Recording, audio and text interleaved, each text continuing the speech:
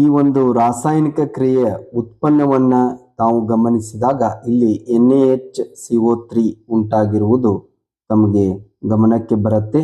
ಹಾಗಾದರೆ ಈ ಒಂದು ವಿಡಿಯೋ ಇರುವುದು ಮುಖ್ಯವಾಗಿ ಈ NaHCO3 ಅಂದರೆ ಸೋಡಿಯಂ ಹೈಡ್ರೋಜನ್ ಕಾರ್ಬೋನೇಟ್ ಅಥವಾ ಅಡುಗೆ ಸೋಡಾವನ್ನು ಹೇಗೆ ತಯಾರಿಸುವುದು ಹಾಗೂ ಅದರ ಉಪಯೋಗಗಳೇನು ಎಂಬುದರ ಕುರಿತು ಕಥೆಯ ಮೂಲಕ ತಿಳಿದುಕೊಳ್ಳುವ ಒಂದು ಪ್ರಯತ್ನ.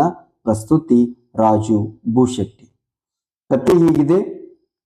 ಒಂದು ದಿನ ರಸಾಯನಶಾಸ್ತ್ರದ ರಾಜ್ಯದಲ್ಲಿ ಉಪ್ಪು ಅಂದರೆ NaCl, ಇಲ್ಲಿ ತಾವು ನೋಡ್ಬೋದು, ಅಮೋನಿಯಾ NH3, ನಂತರ ನೀರು H2O ಮತ್ತು ಕಾರ್ಬನ್ ಡೈಆಕ್ಸೈಡ್ CO2 ಇವೆಲ್ಲವೂ ಸೇರಿಕೊಂಡು ಒಂದು ಆಟವನ್ನು ಆಡೋಣ ಬನ್ನಿ ಎಂದು ಒಂದೆಡೆ ಸೇರಿದವು.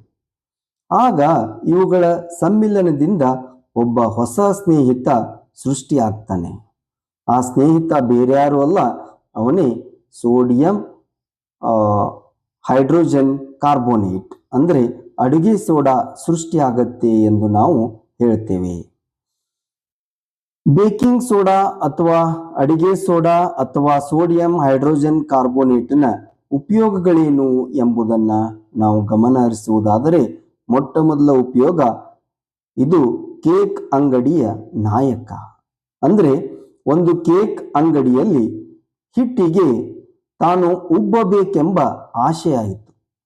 ನಾನು ಹೇಗೆ ಉಬ್ಬಲಿ ಎಂದು ಅದು ಕೇಳಿತು. ಆಗ ಅಡಿಗೆ ಸೋಡಾ ಹೇಳತ್ತೆ, ನನ್ನನ್ನು ಬಿಸಿ ಮಾಡಿ ನೋಡು ಸಾಕು.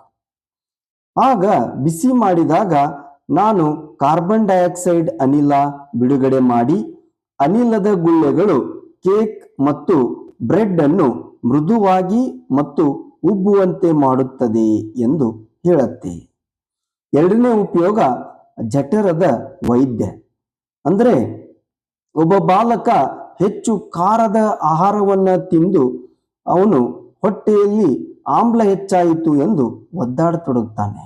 ಆಗ ಅಡುಗೆ ಸೋಡಾ ಹೇಳುತ್ತೆ, ಚಿಂತೆ ಮಾಡಬೇಡ, ನಾನು ಕ್ಷಾರೀಯ ಸ್ವಭಾವದವನು, ಆಮ್ಲವನ್ನು ತಟಸ್ಥಗೊಳಿಸುತ್ತೇನೆ ಎಂದು ಹೇಳಿ ತಕ್ಷಣ ಅದು ಆಮ್ಲವನ್ನು ತಟಸ್ಥಗೊಳಿಸುತ್ತೆ. ಹೀಗಾಗಿ ನನ್ನನ್ನು ಆಮ್ಲಶಾಮಕವಾಗಿ ಬಳಸಲಾಗತ್ತೆ ಎಂದು ಅಡುಗೆ ಸೋಡಾ ಹೇಳುತ್ತೆ.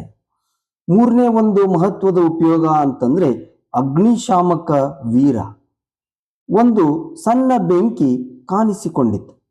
ಬೇಕಿಂಗ್ ಸೋಡಾ ಬೆಂಕಿಯ ಮೇಲೆ ಹೋದಾಗ CO2 ಅನಿಲ ಬಿಡುಗಡೆ ಮಾಡಿತು.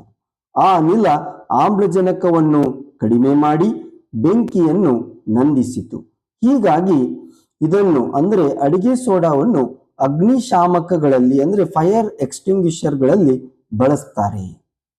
ಸೊ ಈ ರೀತಿಯ ಹಲವಾರು ಮಹತ್ವದ ಉಪಯೋಗಗಳನ್ನು ಅಡಿಗೆ ಸೋಡಾ ಅಥವಾ ಸೋಡಿಯಂ ಹೈಡ್ರೋಜನ್ ಕಾರ್ಬೋನೇಟ್ ಹೊಂದಿದೆ ಎಂದು ನಾವು ಹೇಳ್ತೇವೆ.